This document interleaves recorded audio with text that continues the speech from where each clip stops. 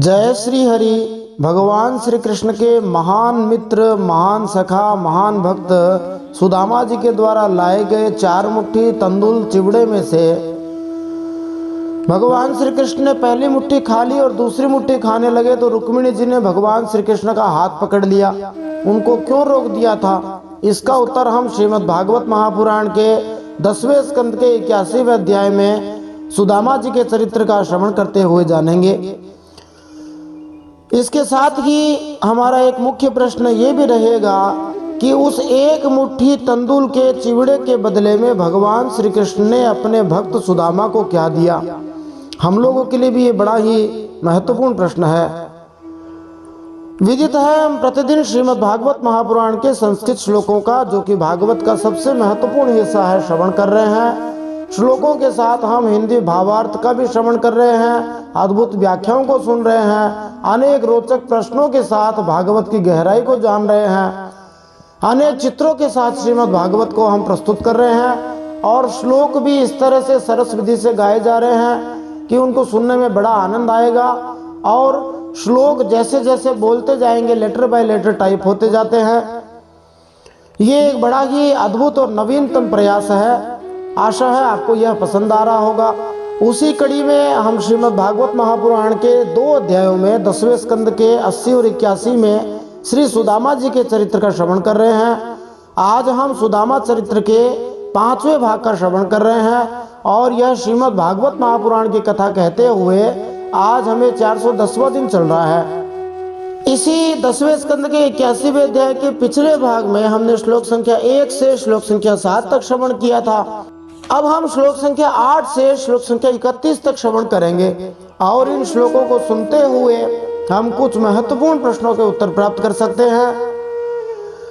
ये सभी प्रश्न श्रीमद् भागवत की गहराई को समझने के लिए, भगवान की लीलाओं को गहराई से जानने के लिए बनाए जा रहे हैं और प्रत्येक प्रश्न प्रामाणिक रहे इसका हम विशेष रूप से ध्यान रख रहे हैं, क्योंकि आजकल कथाएं बहुत सारी हो रही हैं परंतु उनमें अप्रामाणिक बातें आती रहती हैं। ऐसे ही लोग इधर उधर की गप मार देते हैं। उस गप से बचने के लिए और सनातन की बेइज्जती ना हो, क्योंकि लोग उल्टी सुल्टी बात करेंगे तो बेइज्जती निश्चित रूप से होगी, उससे बचने के लिए हमने प्रश्न के आगे स्कंद अध्याय श्लोक संख्या डाली है, ताकि कोई भी व्यक्ति भागवत के उस स्कंद अध्याय श्लोक को खोल करके प्रश्न की पुष्टि कर सकता है। तो प्रश्न इस प्रकार है जिनके उत्तर हम प्राप्त कर सकते हैं। भगवान श्री कृष्ण ने क्या विचार करते हुए सुदामा जी के हाथ से चिवड़े की पोटली छीन ली? ये एक रोचक प्रश्न है, महत्वपूर्ण प्रश्न है। भगवान श्री कृष्ण की पहली मुट्ठी चिवड़े खाते हुए अनुभूति हम जानेंगे। रुक्मिणी जी ने भगवान श्री कृष्ण को दूसरी मुट्ठी चिवड़ा खाते समय क्यों रोक दिया? ये भी एक बड़ा ही महत्वपूर्ण और रोचक प्रश्न है। क्या केवल याद करने मात्र से कोई राजी हो सकता है? ये भी एक बड़ा ही महत्वपूर्ण प्रश्न है। सुदामा जी क्या लेकर द्वारका से निकले? ये भी एक रोचक प्रश्न है, महत्वपूर्ण प्रश्न है। अथवा दूसरे शब्दों में कहें, सुदामा ऊपरी तौर से खाली हाथ घर के लिए रवाना हुए, वो हम जानेंगे। सुदामा जी द्वारा श्री कृष्ण की कृपा का चिंतन हम जानेंगे और कृपानुभूति से ही कल्याण, ये भी एक बड़ा ही महत्वपूर्ण प्रश्न है। श्री कृष्ण ने क्या सोचकर सुदामा जी को थोड़ा सा भी धन नहीं दिया? ये वास्तविकता नहीं है, सुदामा जी का ये मानसिक विचार है, ये हम जानेंगे। क्या विचार चल रहा है? श्री भगवान सबको सब कुछ नहीं देते हैं, क्यों? ये भी एक बड़ा ही महत्वपूर्ण प्रश्न है। सुदामा ब्राह्मण का आश्चर्यजनक ऐश्वर्य हम जानेंगे। ऐसा ऐश्वर्य न तो कोई दे सकता है न किसी को मिल सकता है। केवल 4 मुट्ठी चिवड़े में से 1 मुट्ठी चिवड़े के बराबर इतना ऐश्वर्य मिल रहा है। भगवान कितना दे सकते हैं भक्त को, ये हम इसमें जानेंगे। इसलिए सबको मन लगा के श्री भगवान का आश्रय लेना चाहिए। श्री भगवान के भजन से सब कुछ हो सकता है। भगवान हमें भी सब कुछ दे सकते हैं। भौतिक ऐश्वर्य की तो बात ही क्या है, भगवान अपना सारूप्य रूप भी प्रदान कर सकते हैं, अपना सनातन वैकुंठ धाम भी दे सकते हैं, लेकिन भगवान का होना पड़ेगा। एक बड़ा ही महत्वपूर्ण प्रश्न है। सुदामा पत्नी भी देवी जैसी क्यों लगने लगी? ये भी एक बड़ा ही रोचक प्रश्न है, जबकि सुदामा जी अभी भी गरीब जैसे ही लग रहे थे। सबके सामने पति पत्नी को गले नहीं लगना चाहिए, क्यों? ये भी एक बड़ा ही महत्वपूर्ण प्रश्न है। इसको हम सामाजिक प्रश्न कह सकते हैं। सुदामा के महल की आंतरिक भव्यता या शोभा का वर्णन हम जानेंगे। आइए इन सब प्रश्नों के उत्तर जानने के लिए आज इस सुदामा चरित्र के 5वें भाग का श्रवण करते हुए श्रीमद् भागवत के 10वें स्कंद के 81वें अध्याय के दूसरे भाग का श्रवण करते हुए जानते हैं, जिसमें हम श्लोक संख्या 8 से श्लोक संख्या 31 तक श्रवण कर रहे हैं। तो देखो 10वें स्कंद के इसी 81वें अध्याय के पिछले भाग में हम सुन रहे थे श्लोक संख्या 1 से 7 तक कि भगवान श्री कृष्ण और सुदामा जी के बीच में दुविधाजनक स्थिति बनी हुई थी। सुदामा जी देना नहीं चाह रहे थे और भगवान लेना चाह रहे थे। तो एक अमीर और गरीब मित्र के बीच में जो दुविधाजनक स्थिति थी, एक भक्त के बीच में और भगवान के बीच में जो संकोच की स्थिति थी, क्या ये स्थिति ऐसे ही चलती रही या इसका कुछ समाधान निकला? आइए उसके बारे में हम जानते हैं। श्लोक संख्या 8 से सुनते हैं। सुदामा ब्राह्मण अपने जीवन में अब तक इंद्रिय तृप्ति के प्रति पूरी तरह अन्य मनस्क थे, भोगों में बिल्कुल रुचि नहीं थी, किंतु अब वे अपनी पतिपरायणा पत्नी के प्रति दया भाव से और इसलिए भी कि उनमें श्री कृष्ण का दर्शन करने की लालसा थी, वे श्री भगवान के पास याचना करने गए। इत्थम विचिन्त्य वसनात् चिरबद्धान् विजन्मनः स्वयं जहार किमिद मिति पृथक तंडुलान। भगवान श्री कृष्ण ने ऐसा विचार किया, मैं इसको बहुत देने वाला हूँ। अब भगवान ने वस्त्र में से चितड़े की एक पोटली में बंधा हुआ चिवड़ा, ये क्या है ऐसा कहकर स्वयं ही छीन लिया। नन्वे तदुपनीतम में परम प्रीणनम सखे तर्पयन्त्यंग माम विश्व में ते पृथक तंडुलाः। अब भगवान बड़े आदर से सुदामा जी से कहने लगे, अरे सुदामा जी, इसको अब तक तुमने छिपाए क्यों रखा? वाह वाह, यह तो मुझे बड़ा प्यारा है। जब से मैं व्रज से आया हूँ इस द्वारिका में ऐसा चिवड़ा कभी नहीं मिला। हे प्यारे मित्र, यह तो तुम मेरे लिए बड़ी ही प्रिय भेंट लेकर आए हो। ये चिवड़े तुम ऐसे मत समझना कि मेरे पेट भर पाएंगे कि नहीं भर पाएंगे। ये केवल मेरा पेट ही नहीं, सारे संसार को तृप्त करने के लिए पर्याप्त हैं। सारे संसार का पेट भर जाएगा इससे। भक्ति से निसंदेह एक दाना भी भगवान को दिया जाए तो भगवान में सारा विश्व समाया हुआ है, सारा विश्व तृप्त हो जाएगा। जैसे भगवान श्री कृष्ण ने पांडवों को बचाया था, जब दुर्वासा ऋषि वहां आए थे 10,000 शिष्यों के साथ और द्रौपदी आदि सब भोजन कर चुके थे, तब भगवान श्री कृष्ण ने द्रौपदी जी के पास बटलोई में से केवल एक दाना खा लिया था और उससे सभी तृप्त हो गए थे। इस कथन से समझा जाता है कि प्रत्येक वस्तु के मूल स्रोत भगवान श्री कृष्ण संपूर्ण सृष्टि के कारण है। जैसे पेड़ की जड़ में पानी डालने से सारे वृक्ष के प्रत्येक भाग को पानी मिल जाता है, उसी प्रकार भगवान को अर्पित की गई वस्तु को अथवा श्री कृष्ण के लिए किए गए किसी भी कार्य को सभी के लिए सर्वोच्च कल्याणकारी कार्य समझना चाहिए, क्योंकि ऐसे अर्पण के लाभ को संपूर्ण सृष्टि में बांटा जा सकता है। श्री कृष्ण के प्रति प्रेम सभी जीवात्माओं में वितरित हो जाता है।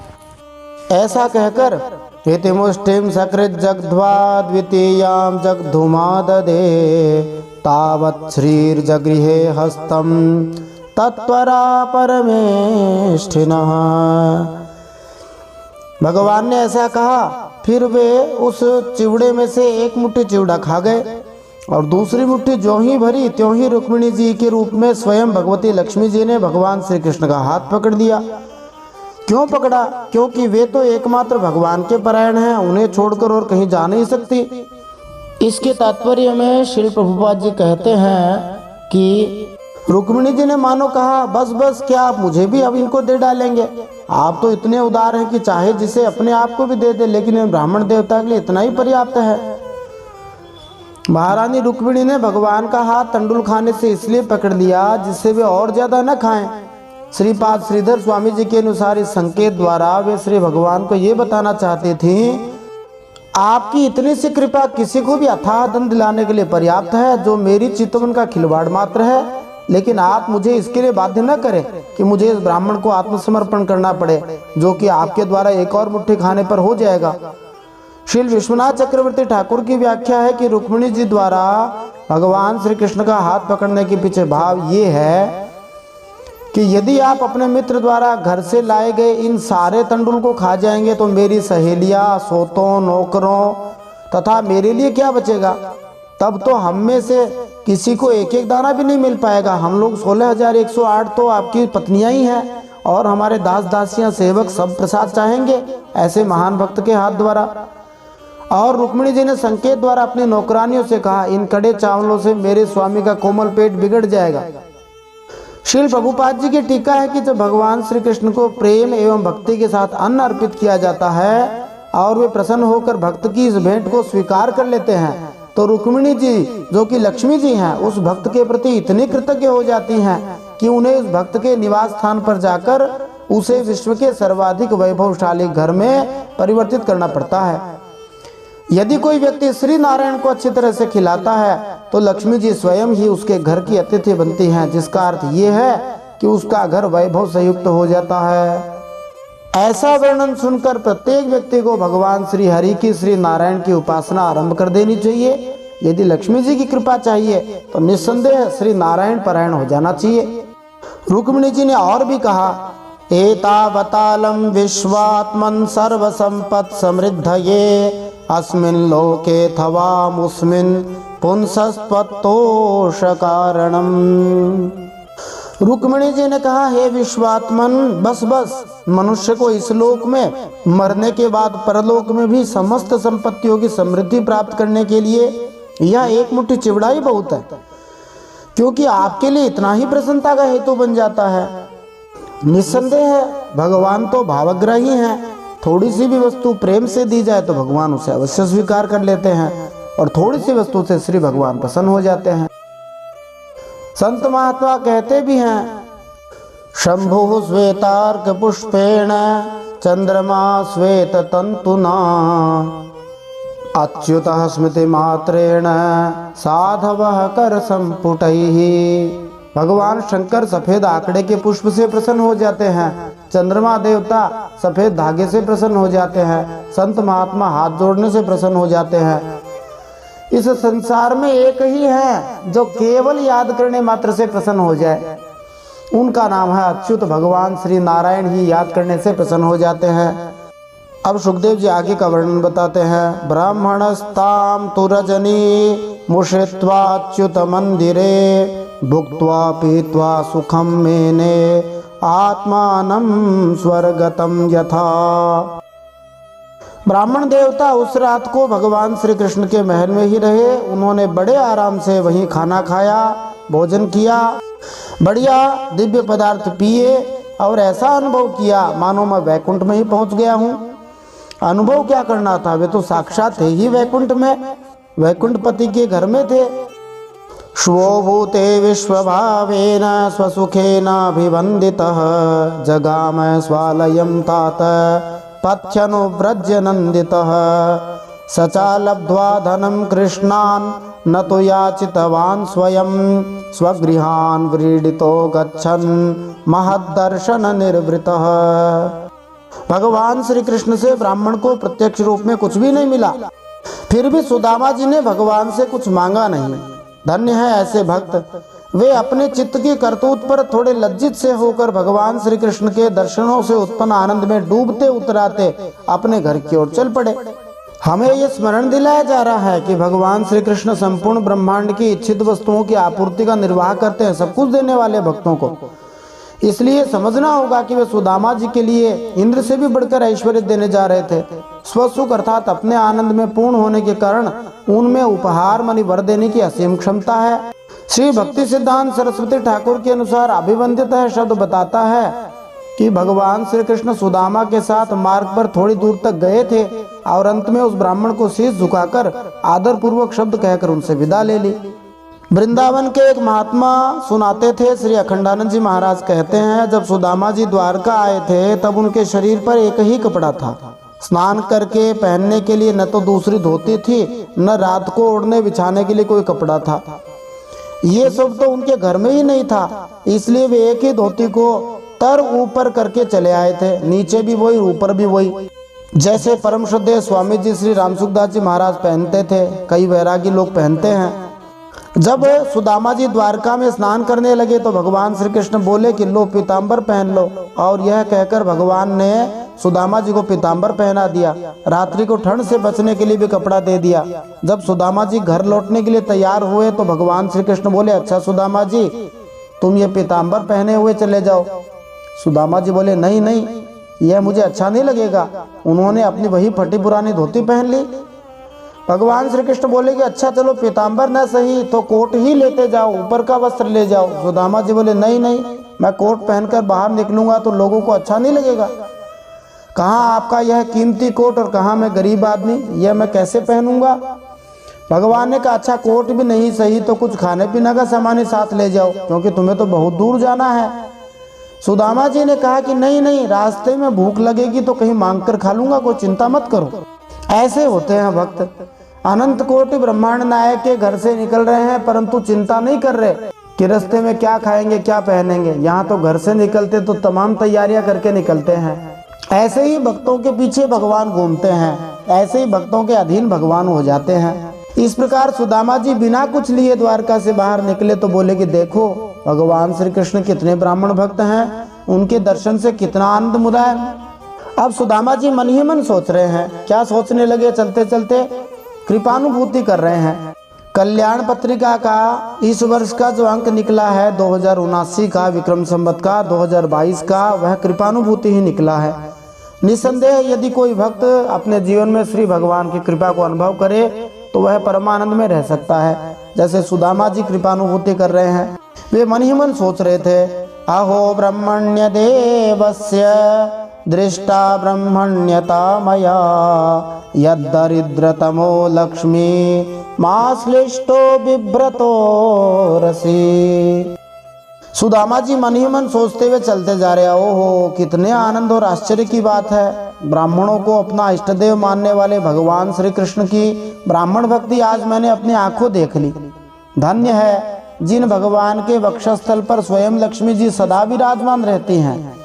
उन भगवान ने मुझ अत्यंत दरिद्र को अपने हृदय से लगा लिया। मेरा तो भाग्य जाग गया।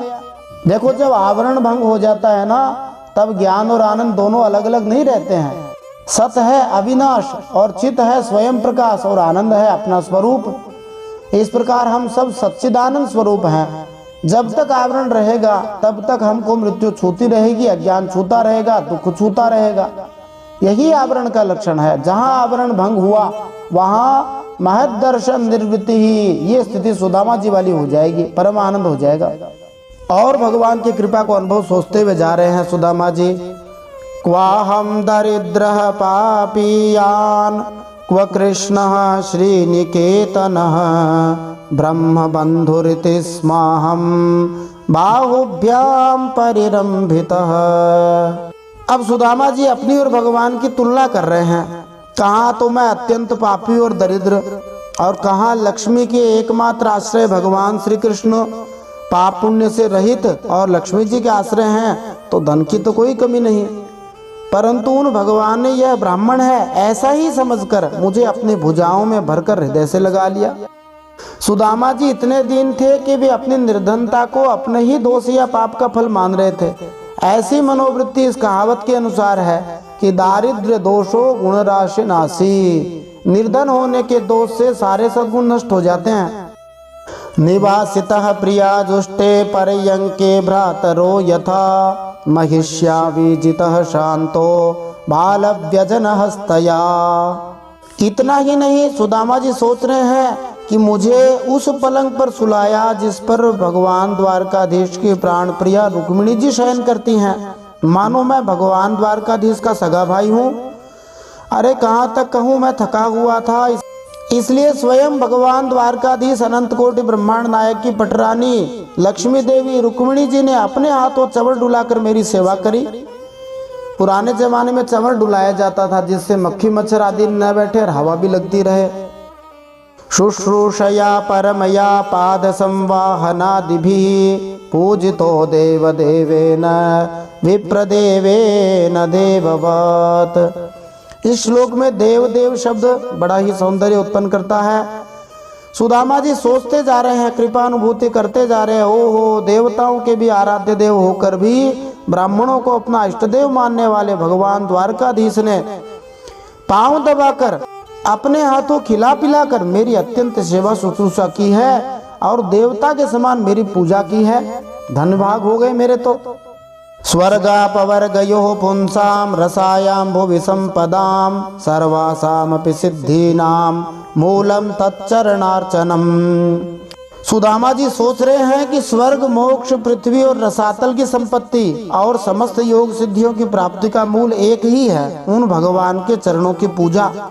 तो जिसको सभी प्रकार की सिद्धियां चाहिए, चाहे स्वर्ग के, चाहे मोक्ष के, चाहे पृथ्वी की संपत्ति भोग चाहिए, उन्हें श्री भगवान हरि की उपासना करनी चाहिए, उनके चरणों की पूजा करनी चाहिए।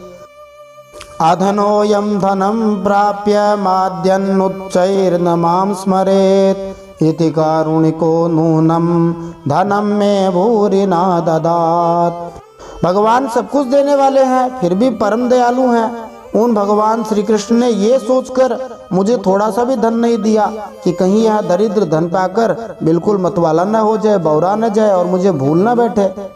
सुदामा के इस कथन से कि भगवान द्वारकाधीश ने उन्हें रंच भर भी धन नहीं दिया, ये अर्थ निकाला जा सकता है कि अभूरी मनि अल्प, रंच मनि धन। इसका ये अर्थ निकाला जा सकता है कि थोड़ा सा धन देने की बजाय श्री भगवान ने सुदामा जी को अपनी संगति का बहुत बड़ा खजाना दे दिया। इति तच्चिन्तयन्नन्तः प्राप्तो निजगृहान्तिकं सूर्यानलेन्दुसङ्काशैर्विमानैः सर्वतो वृतं विचित्रोपवनोद्यानैः कूजद्विजकुलाकुलैः प्रोत्फुल्लकुमुदाम्भोजकल्हारोत्पलवारिभिः जुष्टं स्वलङ्कृतैः पुंभिः स्त्रीभिश्च हरिणाक्षिभिः किमिदं कस्य वा स्थानं कथं तदिदमित्यभूत।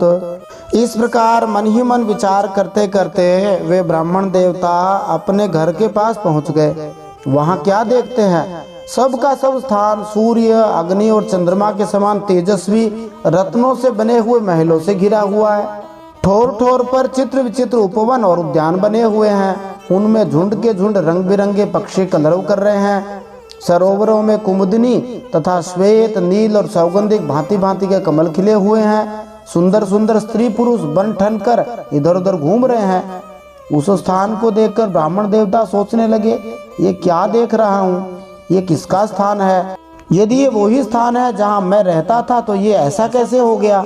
देखो, यदि किसी को एक मकान बनवाना होता है तो वह दिन रात उसी के बारे में मनोराज्य करने लगता है, ऐसे कमरे बनाऊंगा, ऐसे ऐसे करूंगा, वैसे करूंगा। यदि किसी को थोड़ा सा भी धन प्राप्त करना होता है तो वह उसी के बारे में मनोराज्य करने लगता है, मुझे इतने रुपए मिलेंगे, इतने मिलेंगे। इसलिए भगवान द्वारकाधीश ने देखा कि अगर इस निर्धन को धन मिल जाएगा तो यह उसमें प्रमत्त हो जाएगा और मुझे भूल जाएगा। कितनी कृपा की है भगवान ने मेरे ऊपर। ऐसे सोचते सोचते ही सुदामा जी द्वारका पहुंचे। अब देखो भगवान भक्त की कैसी चिंता करते हैं। भगवान ने सोचा सुदामा जी कहाँ ईंट सीमेंट बजरी लेते घूमेंगे। भगवान ने विश्वकर्मा जी को आज्ञा दी और कह दिया कि एक ऐसा जोरदार महल बनाओ जो हमारे द्वारकापुरी जैसा हो और देवराज इंद्र के दिव्य महलों से भी ज्यादा सुंदर हो। भगवान की प्रीति बड़ी विचित्र है। सुदामा जी ने कुछ मांगा नहीं, भगवान ने प्रत्यक्ष में कुछ दिया नहीं। न सुदामा ने अपने दारिद्र्य की बात भगवान को बताई कि महाराज गरीब हूँ, न भगवान ने ऐश्वर्य दान की बात सुदामा को बताई। भगवान तो हर एक की स्थिति जानते ही हैं, उनसे मांगने की आवश्यकता नहीं पड़ती। वे तो अपने भक्त को बिना मांगे सब कुछ दे देते हैं। सच्चा भक्त कभी भी मांगता ही नहीं है। भगवान के जो सच्चे भक्त हैं उन्हें यहाँ आश्वासन मिल रहा है। उन्हें छोटी मोटी चीजों की बिल्कुल चिंता परवाह नहीं करनी चाहिए। भगवान स्वयं सब कुछ करने वाले हैं। विश्वास उसी स्तर का होना चाहिए, निस्संदेह करने वाले भगवान ही हैं। कोई सोचे कि भगवान आके मकान थोड़ी बनाएंगे, अरे कोई मनुष्य थोड़ी बना सकता है। भगवान चाहेंगे तभी तो बनेगा, नहीं तो नहीं बनेगा। जो होगा सब भगवान की इच्छा से ही होगा। अब सुदामा जी सोच रहे हैं कि मैं भटक तो नहीं गया हूँ, गलत स्थान पर आ गया हूँ, ऐसा तो नहीं हो गया, क्या करूँ, कहाँ जाऊँ, मेरे पत्नी बच्चे कहाँ चले गए, ऐसे सोचते जा रहे हैं। उसी समय एवं मीमांसमानं तं नरा नार्यो मर प्रभा प्रत्यगृह्णन् महाभागं गीतवाद्येन भूयसा। सुदामा जी ऐसे ऊहापोह में ही थे, सोच ही रहे थे। देवताओं की तरह सुंदर सुंदर स्त्री पुरुष गाजे बाजे के साथ मंगल गीत गाते हुए उस महाभाग्यवान ब्राह्मण की अगवानी करने के लिए आए। पतिमागतमाकर्ण्य पत्न्युद्धर्षाति संभ्रमा निश्चक्राम गृहात् तूर्णम रूपिणी श्रीरिवालयात्। अपने पतिदेव का शुभागमन सुनकर ब्राह्मणी को अपार आनंद हुआ और वह हड़बड़ाकर जल्दी जल्दी घर से निकली। वह ऐसी लगती थी मानो मूर्तिमती लक्ष्मी जी ही कमलवन से पधारी हों। श्रीधर स्वामी जी बताते हैं कि चूंकि भगवान श्री कृष्ण ने सुदामा के घर को स्वर्ग जैसा बना दिया था, इसलिए वहां रह रहा प्रत्येक व्यक्ति अब सुंदर शरीर वाला और स्वर्ग के उपयुक्त वेशभूषा से युक्त था। श्री विश्वनाथ चक्रवर्ती ने यह अंतर्दृष्टि इस श्लोक की टीका में जोड़ी है। सुदामा की निर्धन तथा क्षीण पत्नी ने, जो कि एक रात पूर्व टूटी फूटी कुटिया के नीचे चीथड़ों में सो रही थी, सुबह जगने पर पाया कि वह और उसका घर अद्भुत रीति से बदल गया है। वह एक क्षण तक तो भौचक्की रह गई।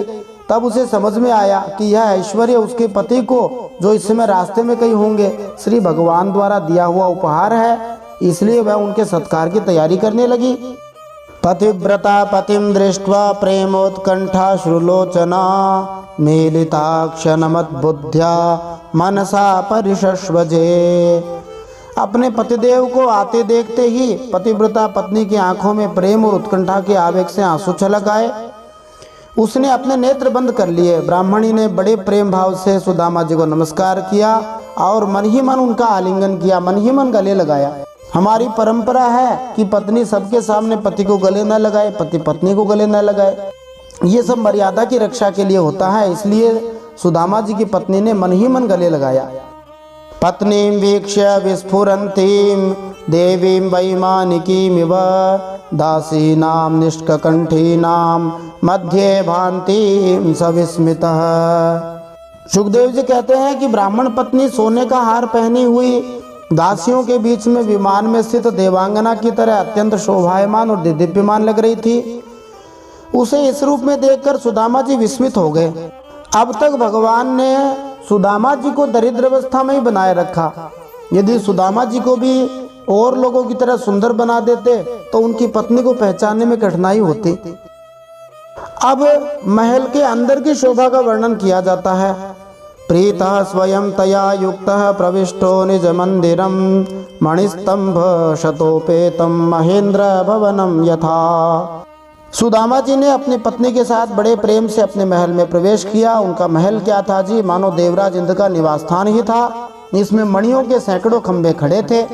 सुदामा जी अपनी स्त्री को देखकर चकित थे। श्री विश्वनाथ चक्रवर्ती ठाकुर यहाँ टीका करते हैं, आश्चर्य में थे कि ये देवपत्नी कौन है जो मुझ जैसे पतितात्मा के पास आई है। तो दासियों ने सूचित किया, ये आपकी पत्नी है। उसी क्षण सुदामा का शरीर भी तरुण तथा सुंदर बन गया, जो उत्तम वस्त्र और आभूषणों से सजा था। प्रीतः शब्द यहाँ इसका सूचक है कि इन परिवर्तनों से उन्हें बड़ी प्रसन्नता हुई। महाभारत में श्री विष्णु सहस्त्रनाम में सुदामा के एकाएक ऐश्वर्य का अमर वर्णन इन शब्दों में हुआ है। श्री दामा रंक भक्तार्थ भूम्या नीतेन्द्र वैभव। भगवान श्री विष्णु को अपने दयनीय भक्त श्रीदामा मनि सुदामा के लाभार्थ इस धरा पर इंद्र के तेज को लाने वाले भी कहा जाता है। अब अंदर का वर्णन बताया जाता है। पयः फेन निभाशय्या दान्ता रुक्म परिच्छदाः पर्यंका हेमदंडानि चामरव्यजनानि च।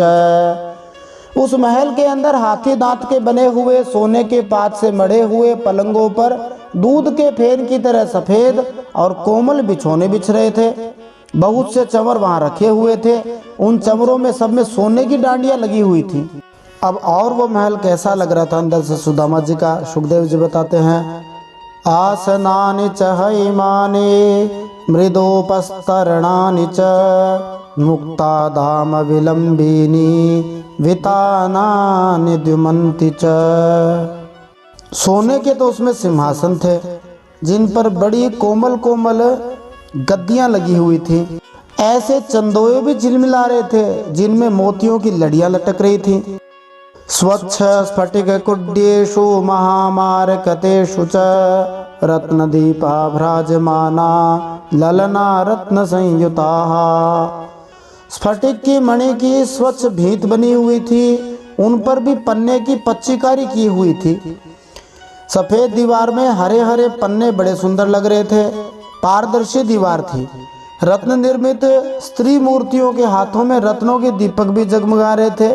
रत्नों से ही बनी हुई स्त्रियां थी वहां, और दीपक भी रत्नों के। देखो भगवान जब देते हैं तो ऐसे ही देते हैं। अब सुदामा चरित्र के अंतिम भाग में, छठे भाग में, श्रीमद् भागवत के 10वें स्कंद के 81वें अध्याय के अंतिम भाग में हम ये जानेंगे कि सुदामा जी को इतना ऐश्वर्य मिल गया। अब जब इतना धन आ गया, ऐश्वर्य आ गया, तब सुदामा जी की क्या स्थिति हुई? क्या सुदामा जी भगवान को भूल गए? क्या सुदामा जी भगवान के भजन से हट करके सांसारिक भोगों में लग गए? इसका उत्तर हम अगले भाग में जानेंगे। यदि चैनल पर नए हैं तो सब्सक्राइब करना ना भूले। पहले से जुड़े हुए हैं तो आपका बहुत बहुत धन्यवाद। पूरी कथा सुनकर अंत में उसको लाइक करें, ज्यादा से ज्यादा हरि भक्तों में इस कथा को शेयर करें, और अंत में कमेंट में भी आप जय श्री हरि तो अवश्य लिखें। कोई प्रश्न हो तो वो भी लिख सकते हैं। जय श्री हरि। श्रीमन नारायण अर्पणमस्तु।